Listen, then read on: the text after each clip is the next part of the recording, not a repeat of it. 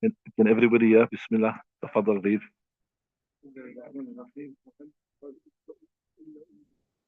كانت النبي صلى الله عليه وسلم في حفرة لها سلم فيها بنوه ويدعون يؤذون ليس عندهم شيء فتعمد الذي كانت فيه النبي. Okay, let me translate there. Bismillahir Rahmanir Rahim. Nahmaduhu wa nusalli ala rasulihil kareem. Another one of the miracles of Nabi Sallallahu we're studying, looking at wa anhu, also on the authority of Jabir radiallahu anhu قال إن مالك that Malik كانت تهدي للنبي صلى الله عليه وسلم في أقطة لها سمنا. She used to gift أهدى يهدي from, like, also in English Urdu say هدية, Arabic هدية. So تهدي للنبي, she used to gift to Nabi صلى الله عليه وسلم في أقطة, in a little utensil. We'll discuss a bit more when we do the explanation of the hadith. In a little utensil for her, of hers, laha, of hers, that shows possession, right? Samnan. Samnan would literally translate like fat.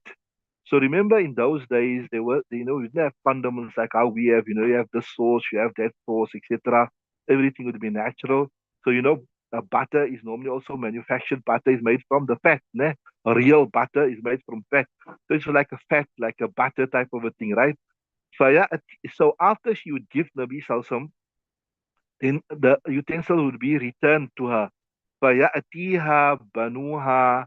Then when her children would come to her, yani Malik's children would come to her, right?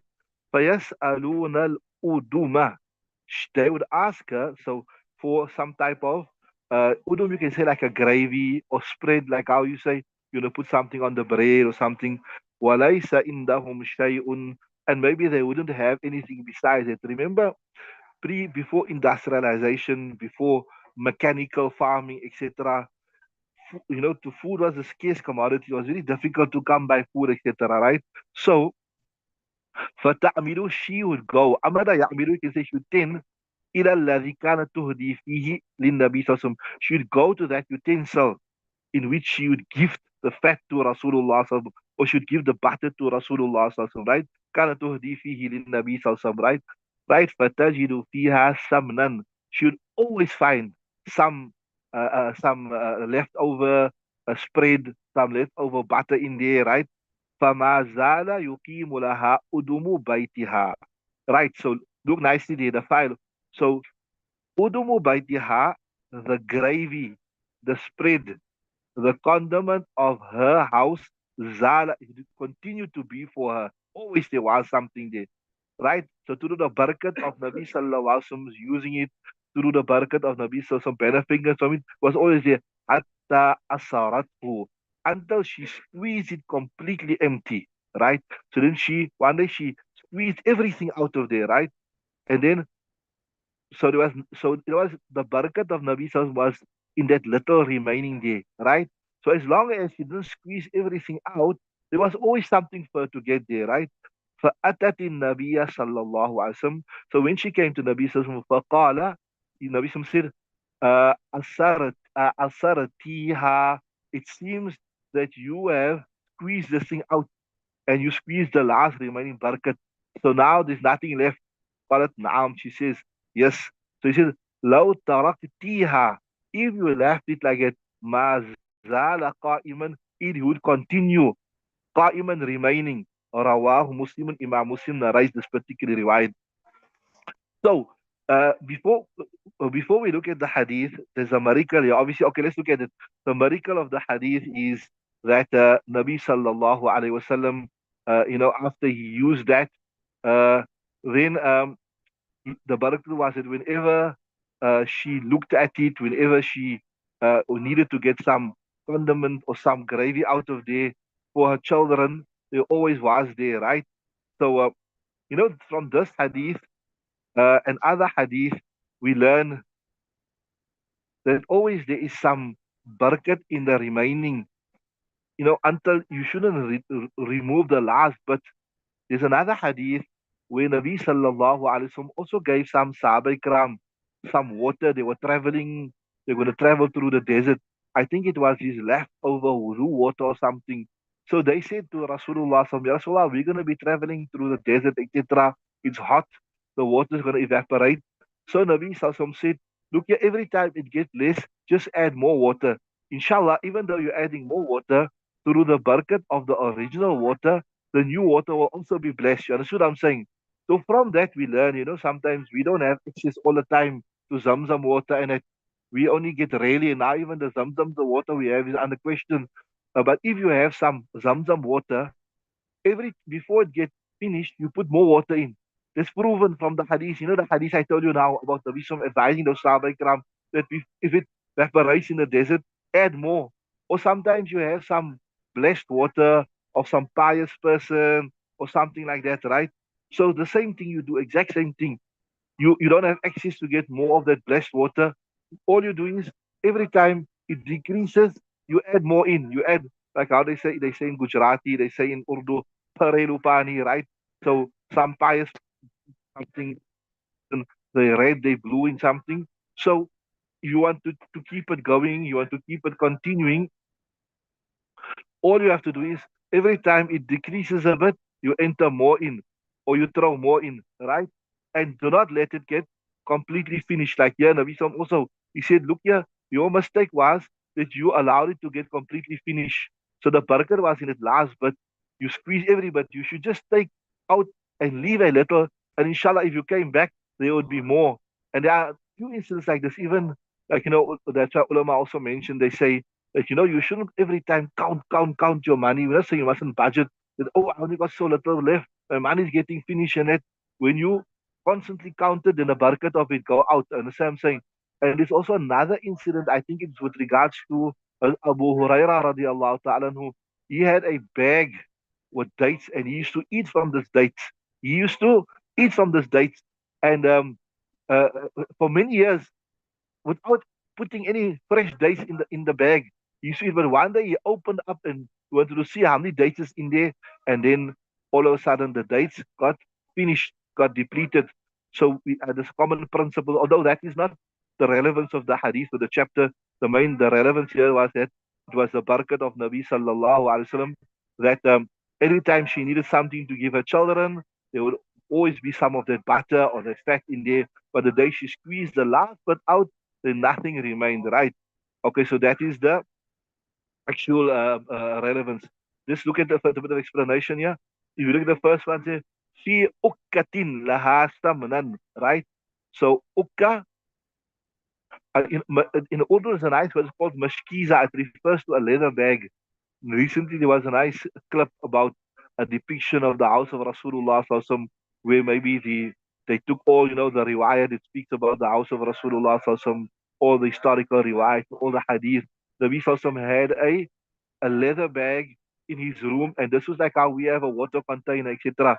So here they say this ukka can also refer to, remember those days before industrialization, before mechanization, everything was natural. There was no glass, or maybe glass was really found. There wasn't plastic, etc. So it would be like of wood, of leather, of earth in a way.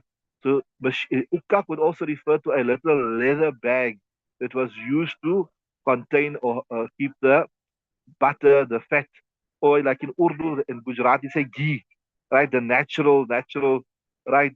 So there's a thing she would send to Nabi Salsam, and then Nabi would send it back. So Mullah Ali Qari says in Mishkaat, here we are on min jildin mustadirin wa yukhtasu bisimni wal asli. It is actually a utensil. Here we are on, right? Min jildin, from leather, mustadirin, a round little bag, right? Wa yukhtasu, and normally it is specific for fat, and you keep honey, fat, butter, more or less the same thing, because remember butter is manufactured or rather made from fat. So, fata'tamidu, look at it part there, fata'tamidu ila alladhi kana tuhdi. She would go whenever her children needed some condiment, whenever her children needed something for them to put on to eat their bread with, she would know for sure she just have to go to this bag and definitely there'll be something. So, fata'tamidu ila alladhi kana tuhdi fihi. She would go to that thing, right, in which she would give. So this ta'tamidu is a damir mu'annas, and it refers to Umm Malik, right?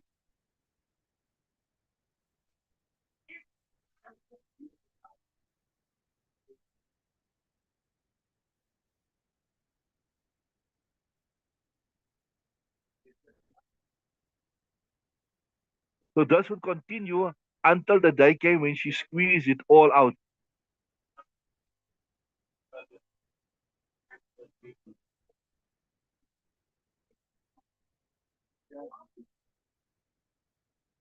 So yeah, yeah, like I was mentioning to you earlier, they say that when something is happening miraculously, you shouldn't try to probe it and see now where is this coming from.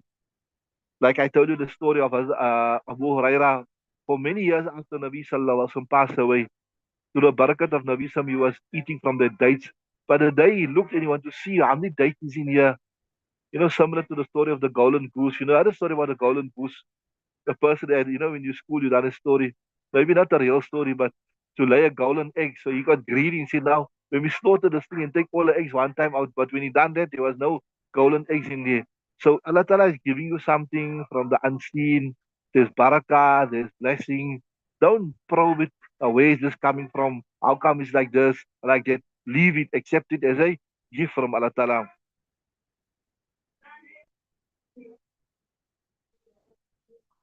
So yeah, I was telling you, the other also we learn is if something is blessed, if something is blessed, then keep the original. Do not get rid of the original because when you get rid of the original, then the blessings will cease to come, right? So Nabi Sam says, "Law taraktiha," the feminine, right? If you have to leave it, just take as you need, not squeeze everything out. Then you will continue benefiting from this. And that is the barakat, or rather the miracle of Nabi Sallallahu. Okay, read the next riwayat.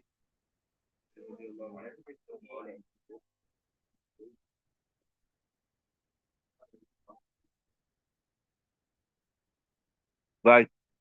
Another one of the great miracles of Rasulullah Sallallahu. وعن أنس narrated on the authority of Anas قال, he said, as Anas is saying, قال أبو طلحة, Abu Talha said لأم سليم, to Sulaim, لقد سمعت صوت رسول الله صلى الله عليه وسلم ضعيفا.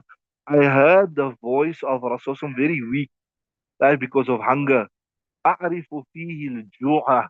I sense there's Nabi Sam is very, very hungry. That's why he's like when you don't have, you haven't eaten, you are listless, you don't have extra energy. فهل عندك من شيء فهل عندك من شيء. Don't you have anything that maybe we can feed Rasulullah sallallahu alaihi wasallam? Carry on. Right. So she said, "Naam, yes, we do have something." فأخرجت أقراصا من شعير. So أقراص, قرص, normally refer to round thing. That's why also, the tablets, normal tablets even that you drink, it's around most of the time. We also refer to a tablet as a qurs, akras. So normally like, the rotis, the chapatis, it's round, right? So فأخرجت أقراصا من شعير. So she removed some round, right? Literal translation, from the wheat. In other words, she has some ready rotis. She removed it, right? And took it out. Carry on.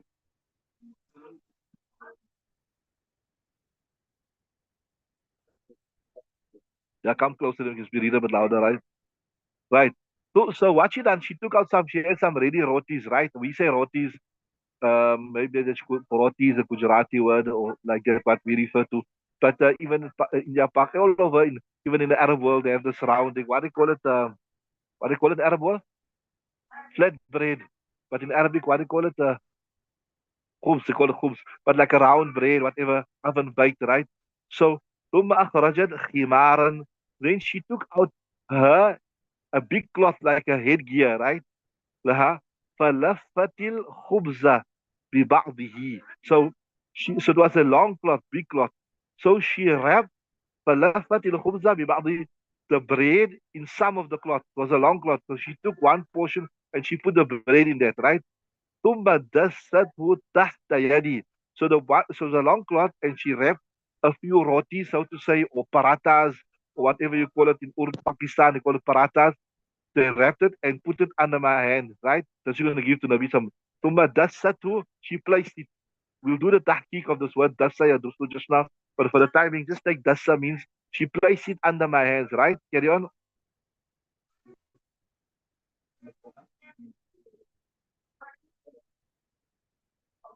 right? وَلَاثَتْنِي بِبَعْضِهِ. Then she tied a turban. So the same cloth, very long cloth, right? So which, alhamdulillah.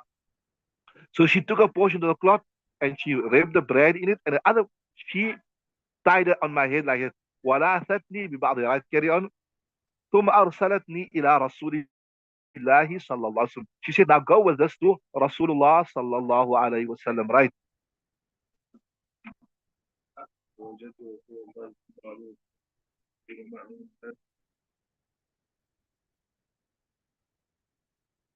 Right? فذهبت به. So now picture this now. Hazrat Anas, Hazrat Anas radiallahu ta'ala, young man, he's got the braid in the cloth on his head, and the same cloth is like a turban on his head, right? فذهبت به. I went. فوجدت رسول الله صلى الله عليه وسلم في المسجد. I found Rasulullah صلى الله عليه وسلم in the masjid.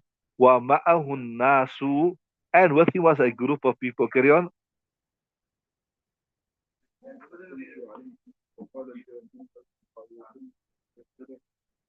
Subhanallah. Right. So it's فسلمت. When I saw Nabi سلمت. I made salam. Assalamu alaikum. فقال لي رسول الله صلى الله عليه وسلم. Nabi said, أرسلك أبو طلحة. I said, oh, Abu Talha must have sent you. There's a first miracle. How did he know that Abu Talha? Right? أرسلك أبو طلحة. قلت نعم. I said, yes. قال بطعام. And you came with food, I'm sure, right? Miracle, right? Yes. قلت نعم. Carry on.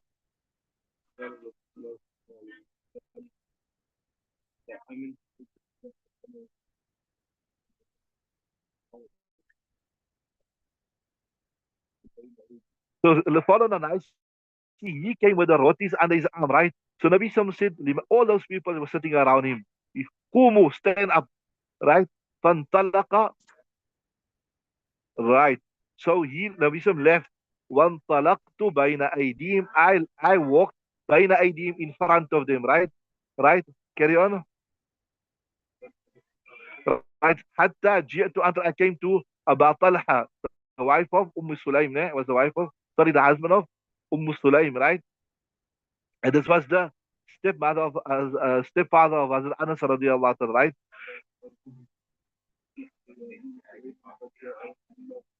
Right. So, فأخبرته. I've informed, look here, our mom sent me with this here for Rasulullah sallallahu alaihi wasallam, for this bread, with this bread for Rasul. But Rasul came here all of a sudden with a big group of people. What we gonna do? We don't have enough food for him. Panic mode, right? What? Panic mode. Carry on.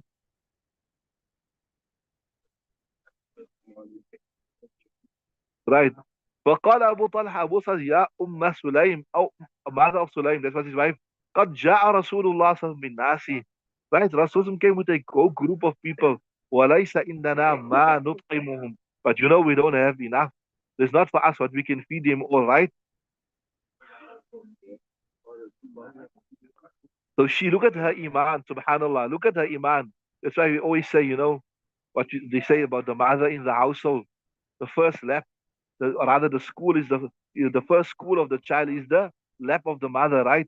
Al ilmu fil hajari kan naksh, al ilmu fil hijri kan nakshi fil hajar.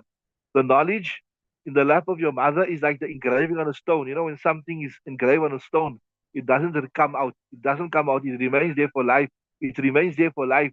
That's why you know something you can relate to. You'll tell me that the lessons that your mother taught to you as you were a child, that will remain with you for the rest of your life. That will remain. The lessons your mother, whether it was good lessons, whether it was bad lessons, that will remain with you for the rest of your life. Al-ilmu fil hijri kan naqshi fil hajri. What? Al-ilmu fil hijri kan naqshi fil hajar. Knowledge that you picked up on the lap of your mother, it is like an engraving on a stone.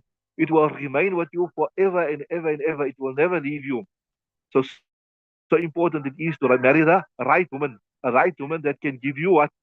Can give your children the right nurturing, can give your children the right upbringing, because the lessons that she ingrains on the children. That's why a lot of times the masla comes that the man want to marry a Christian woman, a man marry want a Jew woman, etc. We don't say it's haram. We can't say it's haram. But remember the context of a Muslim country where there is a Muslim environment, even if the woman is non-Muslim, but it's a Muslim environment. She can't take the child to church, etc., etc. You know what I'm saying? But here by us, now there's no Muslim environment. It's the duty of the parents to create a Muslim environment. You understand what I'm saying? Follow nice what I'm saying. In a Muslim country, there's already a Muslim environment. There's already a Muslim environment. So even if the mother is not a Muslim, but the overwhelming environment of Islam is there. You understand what I'm saying? But here today, there isn't a Muslim environment.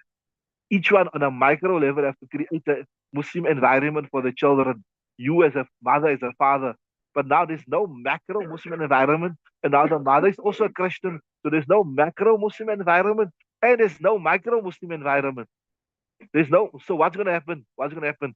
And because we're living in a non-Muslim country, you know, the laws of custody. So if there's a separation between the husband and wife, and that the court rules that child must grow up with the mother is a non-Muslim, what happens? The child, you can't do anything. The child normally is more fond of the mother. It's natural. Allah Ta'ala has put more love in the heart for the child for the mother. So while we're not saying we can't make haram what Allah Ta'ala has made halal, but can you see the ramifications?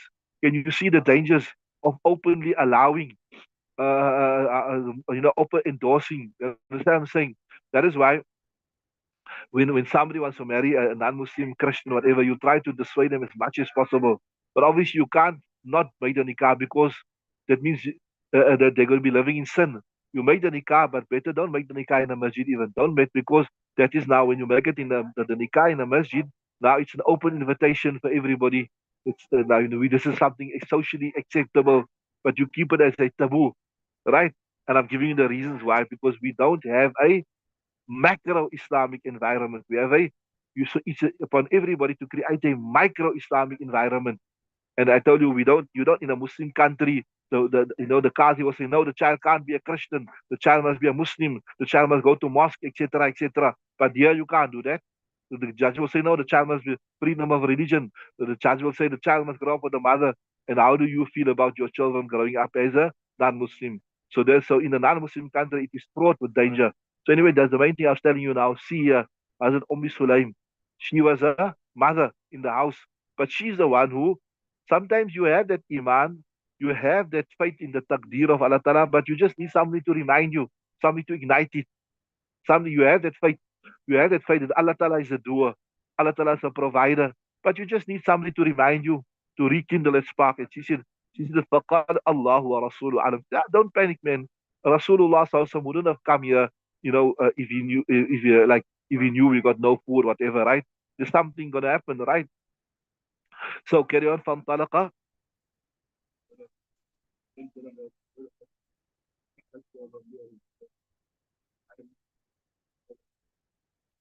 Right.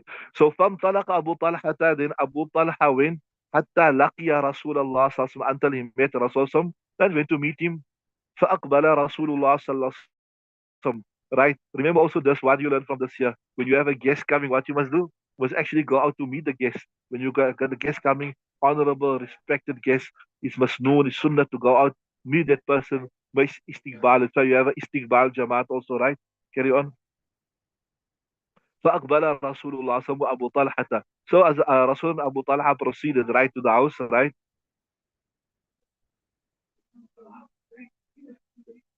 Right. So Nabi said, فقال رسول الله هلم يا أم سليم. Come أم سليم. ما عندك? What is by you, right? فأتت بذلك الخبز. Then she brought that bread, right? Original bread, right? Carry on.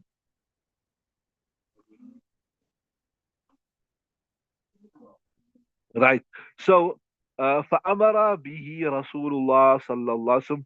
Nabi sallallahu alayhi wasallam gave some instruction with regards to this bread, right? And then what happened? Right. ففك وعصرت أم سليمان أكة, right? Uh, فأدامت. So as Sulaim, she فك يفك, released, and she squeezed out one. We just done the tahqiq of the word ukka just now, right? One utensil, mashkiza, right? Right? فأدامت, and some a gravy came out, right? Carry on.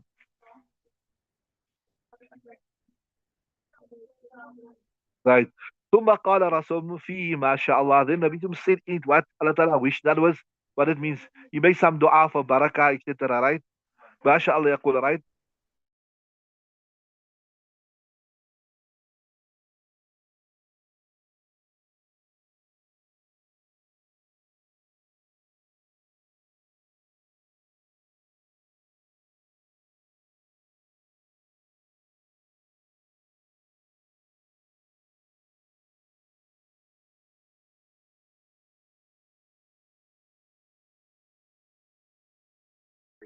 أذن يأذن. Right? ثم قال I'm in. Right? Come to eat. Right? Uh, ثم خرجوا. So these people ate till they full. And then they went out. Right? Carry on. Just change the page here, please. Right? So this is now ثم قال إذن لعشرة. Now permit another 10. Right? سبحان الله. فأكل right فأذن لهم ثم إذن لعشر ثم لعشر 10 10 at a time to came, right. فأكل القوم كلهم. So the whole Jama'ah that was Nabi Sallallahu, all of them ate till they fell, right. والشبعوا, they were satiated, right. And والقوم 70 أو 80 رجلا. There was about 60, 70 or 80 people. They all ate from this little bread. It was meant for Rasulullah Sallallahu. Right, carry on. So for muttafaqun alayhi, so muttafaq alayhi riwayat, this applies in Muslim Sharif and Bukhari Sharif. Carry on.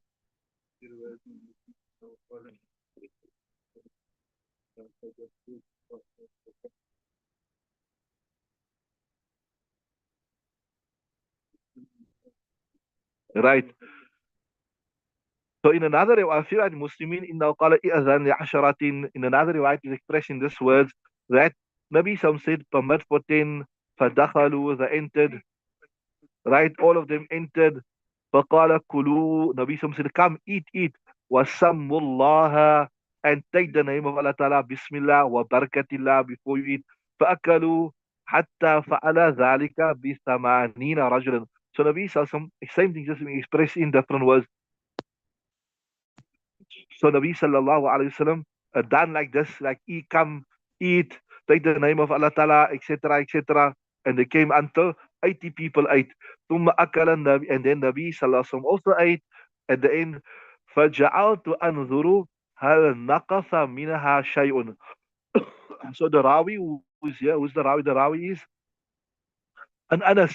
So as Anas saying, I was looking at Rasulullah Sallallahu Alaihi Wasallam to see that when he eat, does the food decrease or not? فجعلت أنظر هل نقص منها شيء.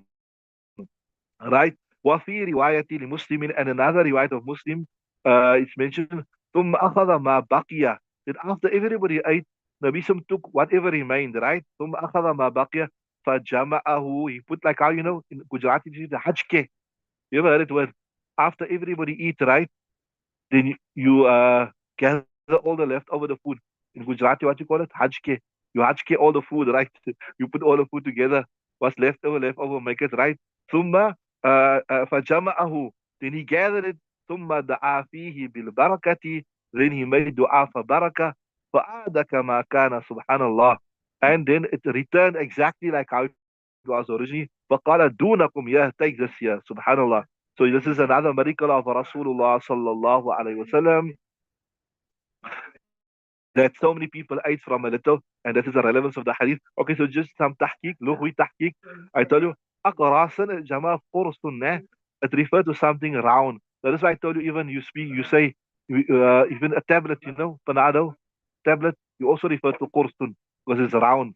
So anything round, aqras, qursun, aqrasun, right? Tablet also because, right? Khimar, normally, yeah, remember we told you she took her khimar. As Sulaim, the pious servant of Allah Ta'ala, she took the khimar, which is like a long scarf, and like she put her, in a portion of it, she wrapped the bread, the atras, and the other one head of her son. As Anas, right? Dasa means basically to put pressure on something. That is why also comes from the scale of Nasara Yansuru. That's why also if you look, you see they speak about in the fiqh books about Dasat, they call crushing crushing the crops. So put something on top of another thing, right? So Nasara Insuru, Dasaya Dusu, to press something. So yes, not exactly in that meaning, but she put it under the arm of Hazrat Anas, right? She put the right and she sent it. Lasa Lasa Yaluthu Nasara Yansuru, to wrap something or to fold something. So she made one end of the of the or in we say nowadays we say dopatan, although Dobita is an Urdu word, but the Arabic word is khimarun. What is it? Khimarun. Also in Urdu they say orni. Orna means to cover something. So in also like the Gujarati people, they speak about your they say what the scarf orni means orna bichorna means to cover something. But the Arabic word for it is khimaran, right? The proper word for the scarf, or we can say the proper word for the headgear of a woman in Arabic is khimar. This dopata means do means two, patta leaves. So normally like you put a scarf on your head, you got one parcel. So it's called do patta, you understood? And I told you also the word orni means like to cover. So khimaran. So this was Hazrat Sulaim's khimar. It was a do patta. It was a orni that she used to uh, cover the bread and that. Because remember in those days, I told you before industrialization, cloth was a scarce commodity. People, in today, you say somebody will steal the coffin from a grave. They'll say, who's you dig soul? Why you're going to dig just to get a piece of cloth? What a waste of time. But those days, cloth was a scarce commodity. It was worth their while to dig a whole grave up just to get a piece of cloth.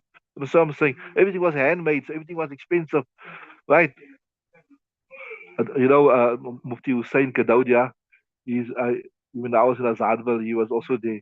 So he went to study. He went to study for a few years. When he finished, I think before he done his iftar, he went to Mauritania. He went to Mauritania, and in the villages, he said, if you want to see how the Sahaba Ikram lived, how the Sahaba Ikram lived, you must go there. Like us. You gave one example. If our clothes get dirty or you get napak, what you do? You take your clothes out, you leave it, you wash there, you put other clothes on, isn't it? Because you've got 4, 5 sets of clothes in your cupboard. He said there you see people that if their clothes became najis, they got no other clothes. They wash it immediately and they wear it immediately and they come to the masjid. And the masjids are like earth floor and still what you call it in the villages of Mauritania and like the roofs of leaves and that type of thing, where cloth and all the type is so scarce. And he was saying, although slavery is abolished, maybe now 60, 70 years ago. But some people from before the time, before slavery was abolished, they still got some slaves with them. So those slaves got nowhere to go. So they're still staying with their masters, they're living as slaves and working as slaves. So if you want to see a depiction of the life of Sahaba Ikram, many ulama went to study there. I don't know if you must have heard about Hamza Yusuf. He's from America. He has a lot of videos. He changed a lot, unfortunately, after the 9/11. He became very he started propagating a very liberal version of Islam. But he also studied in Mauritania. He was a great scholar there. Murabit al-Hajj, you must have heard about him, but he passed away 2, 3 years ago now. But anyway, I was telling you, like I was saying, you have one cloth and you get dirty, if you get najis, maybe a husband-wife relationship or ihtilam, whatever, you wash at the same time and you use at the same time. That is how it was in the time of Nabi Sallallahu Alaihi Wasallam. That was the time of Sahaba Ikram because of the scarce commodity. And you see, if you go there today, you'll see the same thing happening also. So that was quite interesting. Anyway, so I was telling you, yeah. So she used the same orni, dopata, to wrap the what you call it, the bread in, and also to cover the head of his Anas. Probably maybe it been a cold, the morning cold. Remember, in winter, Medina also gets cold. Né? Although Medina is, I mean, it's generally it's hot, etc. But if you go there in December, you actually need a jacket. You actually need a jacket, and you go out into the countryside, you see it gets very, very cold if it goes in the desert, right? So here also the miracle was this, that when Hazrat Anas radiallahu ta'ala came into the presence of Rasulullah sallallahu alayhi wasallam, without informing, the bread was wrapped up, you came with food. So that was already a miracle, right? And then, although Nabi Sallallahu was not invited, but here he thought he want to go to the house of Sulaim and pay back the favor by blessing the house with his presence and by blessing the house with his dua, etc. Right? So what you learn from this also here? What do you learn from this man? That sometimes you must call the pious people, all the ulama, all the sulaha to your house. You don't have to have a fancy meal. You don't have to have a big house, or you don't have to have a lavish meal. But call even the pious people to come to your house. Let him come and eat. Let him come and make dua, etc., etc. All of this is a means of barakah. Remember, there's another hadith we done also. I don't know, we done it together. But where one Sahabi maybe was living a bit of a distance away from Masjid Nabawi sallallahu alaihi wasallam, and he established a small musalla in his house, like to read salah. Like everybody should have a, if you don't have a big house, then at least we don't have a special room, but you have a designated corner where you read your salah, where you do your ibadah. Yes, if Allah Ta'ala has blessed you with a big house, Alhamdulillah, you'll have a special room, a salat room, etc. But if you don't have a big house, have your corner at least where you do your ibadat. And also, if the wife wants to make itikaf in the month of Ramadan, she will also make a itikaf there. So this person prepared a place where he would read his salah. So he actually called Rasulullah sallallahu alaihi wasallam to come there and pray there to read salah, so that place could be blessed, right? So you see, what Nabi Sallam went to that person's house. Here Nabi Sallam is going to Sulaim's house. So you see what I'm saying? Call the pious people, let them eat at your table, let them make dua for you. Inshallah, there's khair. There is blessing in that, right? So I was telling you, she said, Allah wa Rasulu alam. You can understand from this her iman, in her faith, that she didn't panic.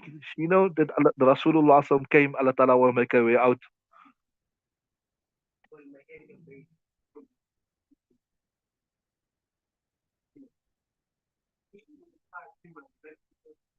Okay, so this word here, so I think I translate this one right here wrong.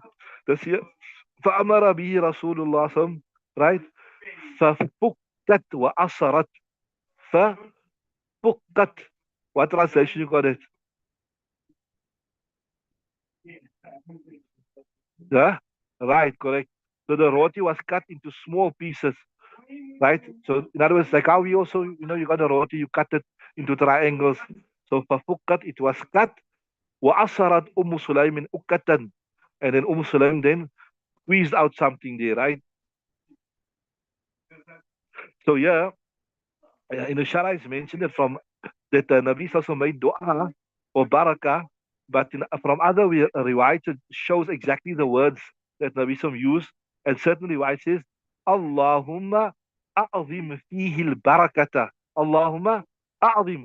Oh Allah Ta'ala, increase in this the barakah, right? Oh Allah Ta'ala, increase in this the barakah. So that was the miracle.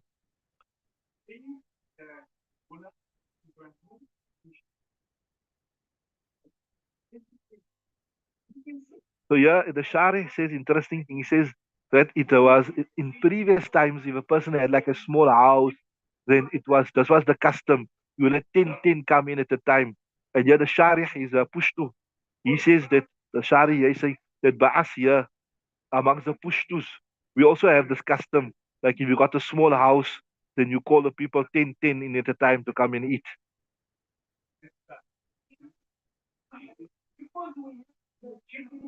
And they also is saying, like, you have a big, I don't know if you've seen, the Arabs, you go, they have normally like a big, they have a big like tray, and they put the food in the middle and everybody eats from that day, right? Okay, I see there's another two short hadith. We can do that quickly before we break. Inshallah, read the next one. So anyway, the barakah there was the barakah in the food. Allah. So you can also make this dua, inshallah. It's sunnah proven. You can make it on a daily basis. If you're not making ends meet, things you see the food is getting finished, and before the month is finished, the food is finished. Or maybe one day you invite a lot of guests and all of a sudden you start panicking. That ulama also mentioned you must read surah. The person that's reading up, this is mujarab amal. What's mujarab amal?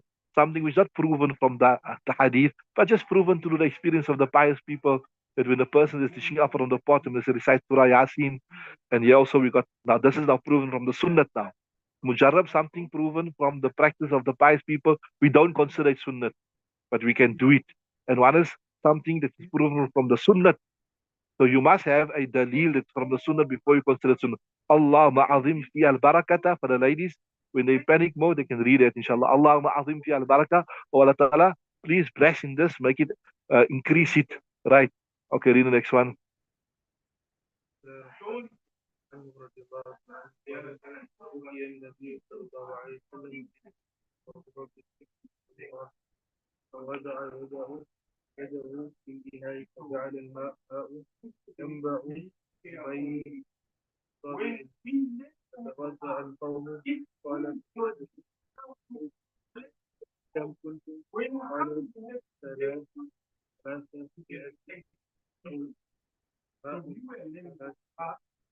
Right.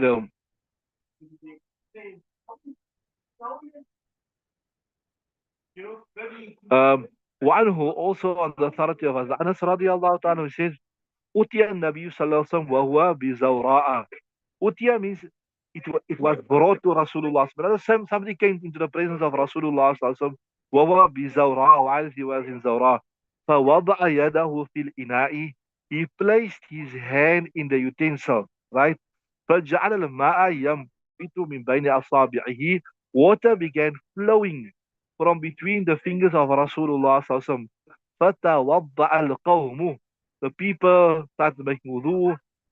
قال قتادة قلت لأنس I said أنس كم كنتم how many were you قال 300 we were about 300 أو زهاء 300 we were something close to 300 right متفق عليه. This is a متفق عليه رواية. So this is another miracle of Rasulullah. In fact, we done a few miracles of Rasulullah when there was a shortage of water. Then Nabi sallallahu alaihi wasallam would take the little water, put his hands in there, and then from there water would flow, and then the Sahaba Ikram was able to fulfill all their ablution needs. So there's a few instances where this happened, and I mentioned to you also that Mufti Mahmud Sahib in his Malfuz mentions that the most blessed water to have flowed in this dunya ever is what? Not even Zamzam. It is the water that flowed from the Mubarak fingers of Rasulullah sallallahu alayhi wa sallam. Right, read the next riwayat.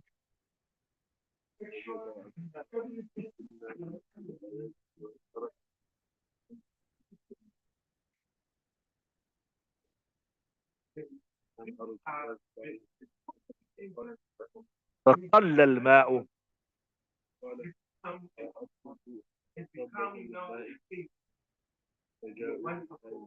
Okay, let me translate. Bismillah ar-Rahman ar-Rahim. وعن عبد الله بن مسعود narrating authority of Abdullah ibn Mas'ud قال كنا نعد الآيات بركة. We would count or we would consider al-ayat extraordinary things barakatan, like a miracle, etc., etc. We consider to be a means of barakah. وأنتم تعدون تخويفا. But when you see something extraordinary, you consider something to be scared of. No. كنا مع رسول الله صلى الله عليه وسلم في سفر. Once we were with Rasulullah on one of his journeys, فقل الماء, the water became less. فقال اطلبوا فضلة من ماء. So Rasulullah said, bring all the leftover water. Whoever got little water by you, bring it here. فضلة من ماء. فجاءوا بإناء فيه. So all the Sahaba Ikram, ja'a means to bring there. They came with the utensils فيه ماء قليل, little bit water, this one had little bit, that one had. فأدخل يده في الإناء. رسول الله صلى الله عليه وسلم entered his hand in the utensil. ثم قال, he said, حي على الطهور, come. So picture this now. You got a utensil and his hand is in. He said, come. Here's enough now for ablution. Tahur means that tahurun to be purified. So, حي على الطهور المبارك. Right? والبركة من الله. He said, barakah is from Allah Ta'ala. وَلَقَدْ رَأَيْتُ الْمَاءَ يَنْبُتُ مِنْ بَيْنِ أَصَابِعِ رَسُولِ اللَّهِ. And I saw the water flowing from between the fingers of Rasulullah. وَلَقَدْ كُنَّا نَسْمَعُ تَسْبِيحَ الطَّعَامِ. And also, we also heard the tasbih of the food, right, in the presence of Rasulullah. وَيُؤْكَلُ, while it was being eaten. Subhanallah. Rawahu al-Bukhari, Imam Bukhari narrates this particular riwayat. Subhanallah. So two miracles there. One is that the tasbih of the food, because remember I told you, وَإِن مِّن شَيْءٍ إِلَّا يُسَبِّحُ بِحَمْدِهِ.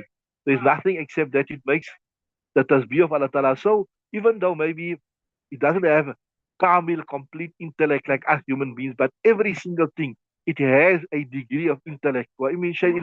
So it also makes this tasbih proven from the Quran, etc. So two miracles mentioned there, through the barakat of Rasulullah Sallallahu Alaihi Wasallam, the water, and also we had the tasbih.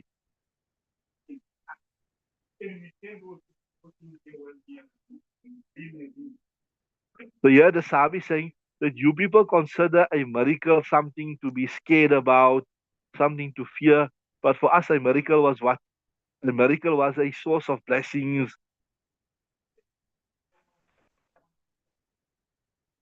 Okay, so the relevance of the hadith is quite obvious. We'll stop there, inshallah. We'll carry on now with the tafsir. Let's switch over, inshallah.